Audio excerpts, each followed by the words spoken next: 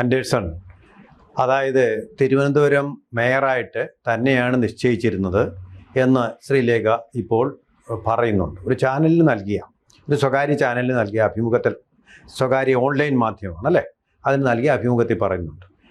ഇത് തുടർന്ന് മറ്റു മാധ്യമങ്ങൾ ചോദിച്ചപ്പോൾ, അത് എക്സ്ക്ലൂസീവായിട്ട് വന്നതാണ്, തുടർന്ന് മറ്റു മാധ്യമങ്ങൾ ചോദിച്ചപ്പോൾ ആ പറഞ്ഞത് ശരിയാണ്, ഞാനതിൽ ഉറച്ചു നിൽക്കുക തന്നെ ചെയ്യുന്നു എന്ന് പറയുന്നുണ്ട്. അപ്പോൾ ഇതിപ്പോൾ ചാനലുകളെല്ലാം കൂടെ, മാധ്യമങ്ങളെല്ലാം കൂടെ വലിയൊരു വാർത്തയാക്കി മാറ്റുന്നുണ്ട്. സ്ഫോടനം ഉണ്ടാവുമോ?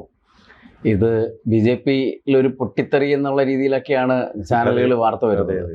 ഇവര് ഇലക്ഷന് മത്സരിക്കാൻ ഒരു തീരുമാനം എടുത്തപ്പോൾ തന്നെ അവർക്ക് കൊടുത്തൊരു ഓഫറാണ്. സാധാരണ ഒരു കൗൺസിലറായിട്ടല്ല താങ്കളെ ഞങ്ങൾ പരിഗണിക്കുന്നത്, ജയിച്ചു വന്നാൽ BJP അധികാരത്തിലെത്തിയാൽ താങ്കളെ മേയറാക്കും, തിരുവനന്തപുരം നഗരം കാക്കുന്ന ആളായിട്ട് നിങ്ങളെ ഉൾപ്പെടുത്താം, നിങ്ങൾക്ക് അതിനൊരു സ്ഥാനം തരാമെന്ന് പറഞ്ഞിട്ടാണ് ഇവര് മത്സര രംഗത്തേക്ക് തന്നെ വന്നത്. കാരണം കേരളത്തിന്റെ DGP ആയിട്ടിരുന്ന ആളാണ്, ഉത്തരവാദിത്തപ്പെട്ട ഒരു സ്ഥാനത്തിലിരുന്നു. ആദ്യത്തെ വനിതാ DGP അല്ലേ? കേരളത്തിലെ ആദ്യത്തെ വനിതാ DGP ആണ്. അപ്പോ വനിതാ IPS ഓഫീസർ അല്ലേ? അത്ര ഒരു സ്ഥാനത്തിരുന്നപ്പോ ചെറിയൊരു കൗൺസിലർ എന്നുള്ള, പക്ഷേ നമ്മളൊന്ന് ആലോചിക്കണം, ഒരു കൗൺസിലർ എന്ന് പറയുന്നത് ഒരു നിസ്സാര പോസ്റ്റ് അല്ല. ജനങ്ങൾ അത്രയും പേര് അംഗീകരിക്കുന്ന ഒരാളായിട്ടാണല്ലോ ഇത് തിരഞ്ഞെടുത്ത് വരുന്നത്. അപ്പൊ തനിക്ക് കിട്ടിയ ആ സ്ഥാനത്തിന്റെ വലിപ്പം മനസ്സിലാക്കണം എന്നുള്ളതാണ് നമുക്ക് പറയാനുള്ളത്. അപ്പൊ മേയർ ആയില്ലെങ്കിൽ പോലും അടുത്ത ഒരു 5 വർഷത്തെ ഒരു അവസരം ജനങ്ങൾ കൊടുത്തപ്പോൾ, പാർട്ടി ഏത് പാർട്ടിയും ആയിക്കോട്ടെ, അവർക്ക് ഒരു അവസരം കൊടുത്തപ്പോൾ വിജയിച്ചു വന്നവർ ആ ഉത്തരവാദിത്വം നിറവേറ്റുകയാണ് വേണ്ടത്. പക്ഷേ എത്ര തന്നെ ആയാലും ഇത് ഏതൊരാളിന്റെയും മനസ്സിലിരിപ്പ് പുറത്തു വരും എന്നുള്ളതാണ്. ഇപ്പം മാധ്യമങ്ങളെ സംബന്ധിച്ചിടത്തോളം മാധ്യമങ്ങൾ ഇങ്ങനെ ചോദിച്ചുകൊണ്ടിരിക്കും. ഈ ചോദ്യത്തിന് മറുപടി എന്നോണം അറിയാതെ ഇവരുടെ വായിൽ നിന്ന് വീണതാണ്. അത് മുഖ്യധാര മാധ്യമങ്ങളിലല്ല പറഞ്ഞത്, ഓൺലൈൻ മാധ്യമത്തിന് കൊടുത്തൊരു ഇത് ഇവർക്ക് നിഷേധിക്കാൻ പറ്റാത്ത രീതിയിൽ റെക്കോർഡഡ് ആയതുകൊണ്ടാണ്. അല്ലെങ്കിൽ അവരുടെ ക്രെഡിബിലിറ്റി ബാധിക്കും. ഇത് അവർക്ക് മുന്നോട്ട് പോകുമ്പോൾ ഇവർ സത്യസന്ധയാണെന്ന് വരുത്തി തീർക്കാനാണ് ഞാൻ ആ പറഞ്ഞതിൽ ഉറച്ചു നിൽക്കുന്നു എന്ന് പറയുന്നു.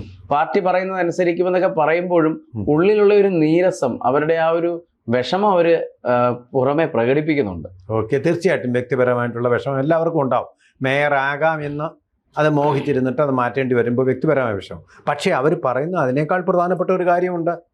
ഇങ്ങനെ നിങ്ങൾ കേട്ടത് ശരിയാണ്, ആ ഇന്റർവ്യൂവിലൂടെ നിങ്ങൾ കേട്ടത് ശരി തന്നെയാണ്, ഉറച്ചു സത്യസന്ധമാണ്. അതിനകത്ത് BJP-യുടെ സംസ്ഥാന പ്രസിഡന്റ് അടക്കമുള്ളവർ നേരിട്ട് പോയി കണ്ട് സംസാരിച്ചു. ഇവര് പുറത്ത് പറയരുതെന്നുള്ള രീതിയിലുള്ള പ്രവർത്തനങ്ങളൊക്കെ നടത്തി. എങ്കിൽ പോലും അറിയാതെ ഇവരുടെ വായിൽ നിന്ന് വീണുപോയതാണ്. അത് പിൻവലിക്കാൻ അവർ തയ്യാറുമല്ല.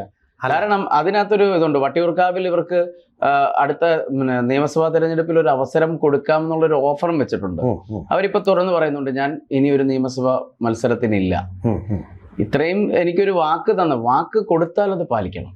തീർച്ചയായിട്ടും പാലിക്കണം. ഈ വാക്കെന്ന് പറയുന്നത് ചുമ്മാ പറയാനുള്ളതല്ല. പ്രത്യേകിച്ച് ഇവരെ പോലെയുള്ള ഉത്തരവാദിത്തപ്പെട്ട ഒരു സ്ഥാനത്തിരുന്ന ഒരു ലേഡി, അവര് BJP-യുടെ പ്രവർത്തനത്തിൽ സജീവമായി പങ്കെടുക്കുന്നു. പറഞ്ഞു പറ്റിക്കരുത്, ചുരുക്കി പറഞ്ഞു, അത്രേ ഉള്ളൂ. അതെ അതെ, ഇത് ശരിക്കും ഒരു ചതിയായി പോയി എന്ന് തന്നെ വേണം പറയാൻ. ഇവര് കേന്ദ്ര നേതൃത്വത്തിന്റെ നിർദ്ദേശപ്രകാരമാണ് VV രാജേഷിനെ മേയറാക്കിയെന്ന് അവര് തന്നെ തുറന്നു പറയുന്നുണ്ട്.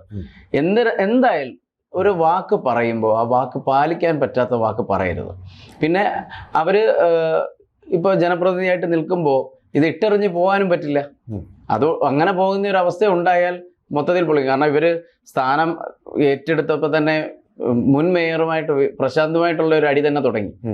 റൂം തിരിച്ചു വേണമെന്ന് പറഞ്ഞാൽ അതൊരു അത് നമ്മൾ ചർച്ച ചെയ്യും. നമ്മൾ ഇന്റർവ്യൂലേക്ക് വന്നാൽ ഈ ഒരു എനിക്ക് തോന്നുന്നത് ഒരു വിവാദത്തിൽ നിറഞ്ഞു നിന്ന് എപ്പോഴും മാധ്യമങ്ങളിൽ നിറഞ്ഞു നിൽക്കാനുള്ള ഒരു തന്ത്രമാണോന്ന് അറിയേണ്ടതുണ്ട്.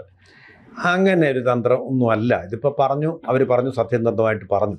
ഇവിടെ തന്നെ വിവാദങ്ങളിൽ നിറഞ്ഞു നിൽക്കാനാണെങ്കിൽ വിവാദമുള്ള ഒരു പ്രസ്താവന കൂടി അവർക്ക് എടുത്താൽ മതിയായിരുന്നു. ഞാൻ എതിർക്കുന്നു, തെറ്റായിപ്പോയി, ഒരു സ്ത്രീയോട് ഇത് കാണിച്ചു, സ്ത്രീ വിരുദ്ധതയാണെന്ന് ദീപ്തി മേരി വർഗീസും ഒക്കെ പറയുന്ന പോലെ പറയായിരുന്നല്ലോ. അങ്ങനെ പറഞ്ഞില്ലല്ലോ. അവരെന്താ മറിച്ച് പറഞ്ഞിരിക്കുന്നത്? അതങ്ങനെയായിരുന്നു, പറഞ്ഞിരുന്നു എന്നുള്ളത് സത്യമാണ്. പക്ഷേ അതിനുശേഷം പാർട്ടി തീരുമാനമെടുത്ത് എനിക്ക് സന്തോഷമുണ്ട്. എന്നോട് പറഞ്ഞതെന്താ? ശാസ്താമംഗലത്ത് വെച്ച് എന്നോട് പറഞ്ഞതെന്താ? അവർ പറഞ്ഞത് ഇത് ഈ അങ്ങയെ മേയറാക്കിക്കൊണ്ട് അതിന് വേണ്ടിയിട്ടുള്ള ഒരു മത്സരമാണ്. അതുകൊണ്ട് ശാസ്തമംഗലത്ത് മാത്രം ഒതുങ്ങി നിൽക്കരുത്, എല്ലാ BJP-ക്കാരെയും കൗൺസിലർമാരെയും ജയിപ്പിക്കാൻ വേണ്ടി വരണം. അങ്ങനെ പ്രവർത്തിച്ചാൽ നമുക്ക് ഭൂരിപക്ഷം കിട്ടിയാൽ മേയറാക്കും എന്ന് തന്നെയാണ് പറഞ്ഞത്. അത് എനിക്ക് സന്തോഷമായി. എന്നെ മാറ്റിയില്ലെങ്കിലും BJP തന്നെ ജയിച്ചു വന്നല്ലോ, എൻ്റെ കൂടി പരിശ്രമത്തിന്റെ ഫലമായി. അതിലെനിക്ക് വലിയ സന്തോഷമുണ്ട് എന്ന അല്ല, വിവാദത്തിൽ ഞാൻ പറഞ്ഞത് ആൻഡേഴ്സൺ പറഞ്ഞ വിവാദത്തിലേക്ക് പോകാനുള്ള ഒരു തന്ത്രമാണോ എന്ന് ചോദിച്ചതിന് മറുപടിയാണ് ഈ പറഞ്ഞത്. വിവാദത്തിലേക്ക് പോയില്ല, അവിടെ അത് തീർക്കുകയാണ് ചെയ്തത്, അതിന് റിപ്ലൈ കൊടുക്കുക ചെയ്തത്. നമുക്ക് പിന്നെ സംശയിക്കാം, ഈ തന്ത്രമാണോ എന്ന് സംശയിക്കുക. അതുപോലെ തന്നെ അവരുടെ മനസ്സിൽ നിരാശയുണ്ടോന്നും ഉണ്ടാവാം. ഒരു പക്ഷേ ഞാനൊരു കാര്യം കൂടെ ഞാൻ എൻഡോഴ്സ് ചെയ്യാം ആൻഡേഴ്സൺ പറഞ്ഞതിന്. അതായത് സത്യപ്രതിജ്ഞാ ചടങ്ങിൽ നിന്ന് പൂർത്തിയാവുന്നതിന് മുമ്പ് പ്രസംഗം, PV രാജേഷിൻ്റെ പ്രസംഗം പൂർത്തിയാവുന്നതിന് മുമ്പ് അവിടെ നിന്ന് ഇറങ്ങിപ്പോയി. ആ ഒരു കാര്യത്തിൽ ഞാൻ വേണമെങ്കിൽ അത് കൺസിഡർ ചെയ്യാം. തീർച്ചയായിട്ടും മനസ്സിലുണ്ടായ ഒരു നിരാശയാണെന്നൊരു സംശയം എന്നോട് ഒരു മാധ്യമപ്രവർത്തകർ എന്നോട് ചോദിച്ചു. അത് തീർച്ചയായിട്ടും അതായിരുന്നു എന്നുള്ളത് കൺസിഡർ ചെയ്യണം, കാരണം ഇത്രയും പറഞ്ഞ സ്ഥിതിക്ക്. പിന്നെ വേറൊരു കാര്യമുള്ളത്, ഇവിടെ ശരിക്കും BJP അവരെ മേയറാക്കാൻ ശ്രമിച്ചിരുന്നു കേരളത്തിലെ നേതൃത്വം. ഞാൻ പറഞ്ഞുതരാം അതെങ്ങനെയാണെന്ന്. RC എന്ന് പറയുന്ന രാജീവ് ചന്ദ്രശേഖർ കൊണ്ടുപോയതിൽ 2 പേരുണ്ടായിരുന്നു. 2 പേരെന്ന് പറഞ്ഞാൽ ഒന്ന് കോർ കമ്മിറ്റി തീരുമാനിച്ചതും മറ്റേത് സംസ്ഥാനത്തിലെ മറ്റു നേതാക്കൾ, അദ്ദേഹമാണല്ലോ നേതാവ്, മറ്റു നേതാക്കൾ പറഞ്ഞതുമായിട്ടുള്ള പേരുകൾ. ചുരുക്കി പറഞ്ഞാൽ ഒന്ന് RSS പറഞ്ഞതും മറ്റേത് BJP പറഞ്ഞതും ആയ 2 പേരുകളാണ് ഉണ്ടായിരുന്നത്. RSSന്റെ ആഗ്രഹം എന്തായിരുന്നു? PV രാജേഷ്. BJPയുടെ ആഗ്രഹം എന്തായിരുന്നു? ശ്രീലേഖ തന്നെ ആയിരുന്നു. അപ്പോൾ ഈ 2 പേരുകളുമായിട്ട് RC നേരെ പോയത് പ്രധാനമന്ത്രിയുടെ മുമ്പിലേക്കാണ്. പ്രധാനമന്ത്രിയുടെ മുമ്പിൽ വെച്ച് പ്രധാനമന്ത്രി അഭിനന്ദിച്ചു. ചായ കുടി കാപ്പി കുടിയൊക്കെ കഴിഞ്ഞപ്പോൾ പ്രധാനമന്ത്രിയോട് ഇദ്ദേഹം പറഞ്ഞു, എൻ്റെ പോക്കറ്റിൽ ഉള്ളത് 2 പേരുടെ പേരാണ്, 2 പേരുടെ ലിസ്റ്റുമായിട്ടാണ് ഞാൻ വന്നത്. അത് പൂർത്തിയാവുന്നതിന് മുമ്പേ പ്രധാനമന്ത്രി പറഞ്ഞു, നിങ്ങൾ നേരെ BJPയുടെ പിന്നെ നദ്ദയെ പോയി കാണുക. JP നദ്ദ, മുൻ പ്രസിഡന്റ്. പ്രസിഡന്റിന്റെ ചുമതല ഇപ്പോഴും അദ്ദേഹത്തിനുണ്ടെന്ന് തോന്നുന്നു, കാരണം മറ്റേത് ആക്ടിങ് പ്രസിഡന്റ് ആണല്ലോ. അതുകൊണ്ട് അദ്ദേഹത്തെ പോയി കാണുക എന്ന് പറഞ്ഞു. അദ്ദേഹത്തിന്റെ മുമ്പിൽ ഈ ലിസ്റ്റൊന്നും കൊടുക്കേണ്ടി വന്നില്ല. നിങ്ങൾ PV രാജേഷിനെ അവിടെ കേന്ദ്രത്തിന് തീരുമാനം. അതെന്താണെന്നറിയാം ആൻഡേഴ്സൺ, ഞാൻ പറഞ്ഞുതരാം അതെന്താണെന്ന് ഞാൻ പറഞ്ഞുതരാം. അവിടെ ഈ തെരഞ്ഞെടുപ്പ് നടക്കുന്ന ഘട്ടത്തിൽ ഇവർക്ക് പിടിക്കണമെന്ന് വലിയ ശക്തിയായ മോഹം ഉണ്ടായിരുന്നു. അതുപോലെ തന്നെ അതിനുള്ള ഇക്കോ സിസ്റ്റം ഉണ്ടായിരുന്നു, അവിടെ കിട്ടുമെന്നുള്ള പ്രതീക്ഷയുണ്ടായിരുന്നു. പക്ഷേ അതിനിടയ്ക്ക് തെരഞ്ഞെടുപ്പിനും ഫലം വരുന്നതിനും മുമ്പിൽ 2 ആത്മഹത്യകളാണ് നടന്നു അവിടെ. ഒന്നൊരു കൗൺസിലർ സ്ഥാനാർത്ഥി തന്നെ ആത്മഹത്യ ചെയ്തു പിഴിഞ്ഞത്ത്. അവിടെ ഇനിയും തെരഞ്ഞെടുപ്പ് നടക്കണം, അവിടെ BJP പൊട്ടുകയാണെങ്കിൽ വലിയ നാണക്കേടാണ്. രണ്ടാമത്തേത് സഹകരണ സംഘവുമായിട്ട് പ്രവർത്തിച്ച BJPയുടെ ഒരു സഖാവ്. ഇത് രണ്ടിലും വമ്പിച്ച ജനരോഷം. CPM അത് പരമാവധി മുതലെടുക്കാൻ വേണ്ടി ശ്രമിച്ചു. അപ്പോൾ അവരൊന്ന് സീറ്റ് കിട്ടിയില്ലെന്നും പറഞ്ഞ് BJP അതുണ്ടായി. അങ്ങനെയുള്ള പടലപിണക്കങ്ങളൊക്കെ ഉണ്ടായ ഒരു സ്ഥിതി വന്നപ്പോൾ രാജീവ് ചന്ദ്രശേഖർ ഉദ്ദേശിച്ചത് എങ്ങനെയാണെന്നറിയോ? RSSന്റെ ഒന്നും സഹായമില്ലാതെ തന്നെ, അവരെപ്പോഴും ഒന്നും സഹായിക്കാറില്ല, ഇല്ലാതെ തന്നെ നമുക്ക് ഇത് പൂർത്തിയാക്കട്ടെ, അല്ലെങ്കിൽ ആളുകൾക്ക് മനസ്സിലാവില്ല. RSSന്റെ സഹായം ഇല്ലാതെ ഇതങ്ങ് പിടിക്കാം എന്ന് വിചാരിച്ചു. പക്ഷേ ദൗർഭാഗ്യവശാൽ ഈ 2 മരണങ്ങളും ഈ പറഞ്ഞ ഒരു പ്രശ്നങ്ങളും കാരണം എന്ത് ചെയ്തു? ഇപ്പോൾ ചിലപ്പോൾ കിട്ടിയില്ലെങ്കിലോ എന്നൊരു സംശയം, ഒരു വികല്പം വന്നു രാജീവ് ചന്ദ്രശേഖർ. അങ്ങനെ വന്നതോടുകൂടി അദ്ദേഹം RSSന്റെ പിന്തുണയ്ക്ക് വിധേയനായി. മനസ്സിലായില്ലേ? അങ്ങനെ RSS പിന്തുണ വന്നു കഴിഞ്ഞു. അപ്പോൾ പിന്നെ അവരുടെ വാക്കിനൊരു വില കൊടുക്കണ്ടേ? അവർ ചെയ്ത ഒരു നന്ദി പ്രകടനം വേണ്ടേ? ഇതിപ്പോൾ നോക്കിക്കോളൂ, ഇത് ഈസി ആയിട്ട് ഇപ്പോൾ പരിഹരിക്കാൻ പറ്റും.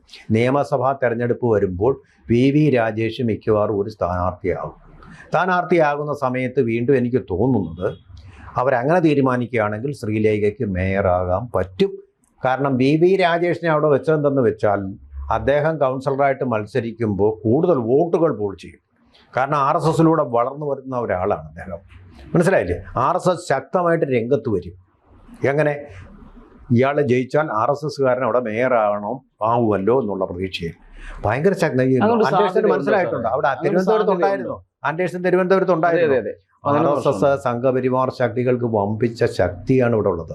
നമ്മൾ ഉദ്ദേശിക്കുന്നത് ഉൾനാടൻ ഗ്രാമങ്ങളിൽ പോലും പിന്നാക്ക വിഭാഗങ്ങൾക്കിടയിൽ, ഈഴവർക്കിടയിൽ ഏറ്റവും കൂടി BJPക്കാരായിട്ട് RSSന്റെ പിന്തുണ അവിടങ്ങളിലൊക്കെയാണ്. NSSന്റെ പിന്തുണ BJPക്കാണ്. BJPക്ക് നല്ല സ്വാധീനം അവിടുത്തെ NSSലുണ്ട്. ഈ 2 ഫാക്ടേഴ്സും കൊണ്ടാണ് BJP ജയിച്ചത് തന്നെ. ആ കാര്യം നമ്മൾ മനസ്സിലാക്കണം. ഇതൊരു പ്രശ്നമായി മാറാൻ സാധ്യതയുണ്ട് സാർ ശ്രീലേഖയുടെ ഈ തുറന്നു പറച്ചിൽ. ഇല്ല, അത് കെട്ടടങ്ങും. പിന്നെ പക്ഷെ ഇന്നത്തെ മാധ്യമങ്ങൾ ഇങ്ങനെ അതെ അത് എന്ത് കിട്ടിയാലും അവർക്ക് ഈ പറഞ്ഞ പോലെ നമ്മൾ കണ്ടില്ലേ. പക്ഷെ അവരെ ഒരു കാര്യത്തിലാണ് അവരോടൊരു ഇഷ്ടം എല്ലാവർക്കും തോന്നുന്നത്. അവര് ഉറച്ചു നിൽക്കുന്നു. കറക്റ്റ്. അവർ വിവാദം ഉണ്ടാക്കുന്ന ഒരൊറ്റ വ്യക്തിയുടെ കാര്യത്തിൽ വിവാദം ഉണ്ടാക്കാത്തത് ഒരൊറ്റ വ്യക്തിയുടെ കാര്യത്തെ മാത്രമേ ഉള്ളൂ, അത് VD സതീശൻ മാത്രമാണ്. VD സതീശൻ്റെ കാര്യത്തിൽ എന്ത് അന്വേഷണം വന്നാലും അവർ വിവാദമാക്കാതെ നോക്കും. ഭദ്രമായിട്ട് ദ്വാരപാലകന്മാരെ പോലെ സംരക്ഷിച്ചുകൊള്ളും. മറ്റാരുടെ കാര്യത്തിൽ ഇപ്പോൾ അന്വേഷണന്റെ കാര്യത്തിലായി വന്നാലും ശരി, അത് ഒമ്പിച്ച വിവാദമാക്കി. എന്തുകൊണ്ടായിരിക്കും ഇത്രയും പ്രശ്നം വന്നിട്ട് BJP പല കാര്യങ്ങളിലും കോൺഗ്രസിനെതിരെ പറയാത്തത്? അതൊരു ചോദ്യം. കാരണം ആദ്യം തന്നെ രാജീവ് ചന്ദ്രശേഖരനെ ഇങ്ങോട്ട് ഇറക്കുന്നത് തന്നെ പുതിയൊരു കാഴ്ചപ്പാട്, വേറിട്ടൊരു പാർട്ടിയുടെ ഒരു അജണ്ടയുമായിട്ട് വരണം.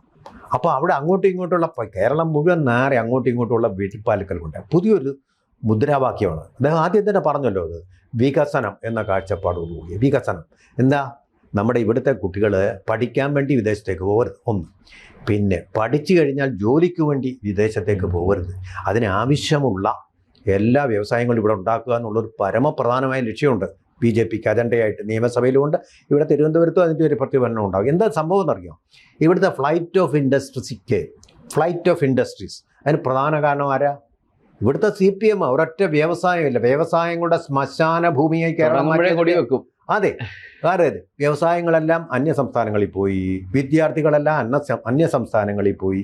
അങ്ങനെ വ്യവസായങ്ങളുടെ തൊഴിൽ നൈപുണ്യയുടെ ഒരു ശ്മശാന ഭൂമിയായിട്ട് കേരളം മാറി. അതിനൊരു പരിഹാരമെന്ന രണ്ട് മുന്നണികളും മാറി വന്നിട്ടും പരിഹാരമായിട്ടില്ല. പക്ഷേ അതിനൊരു പരിഹാരമെന്നുള്ള നിലയിൽ ഒരു മൂന്നാം ലക്ഷ്യവുമായിട്ടാണ് BJPയെ ഇവിടെ അമരത്തേക്ക് രാജീവ് ചന്ദ്രശേഖർ വരുന്നത്. അതുകൊണ്ടാണ് അധികം രാഷ്ട്രീയം കളിക്കാത്തത്. ശബരിമലയിൽ പോലും അധികം കളിക്കാൻ പറയുന്നില്ല. അദ്ദേഹം ഒരു രാഷ്ട്രീയക്കാരനല്ല. He's a technocrat and an industrialist. That's the difference. കൂടുതൽ വാർത്തകളും വിശേഷങ്ങളും നിങ്ങളിലേക്ക് എത്താൻ ABC മലയാളം സബ്സ്ക്രൈബ് ചെയ്യുക, ബെൽ ബട്ടണും അമർത്തുക.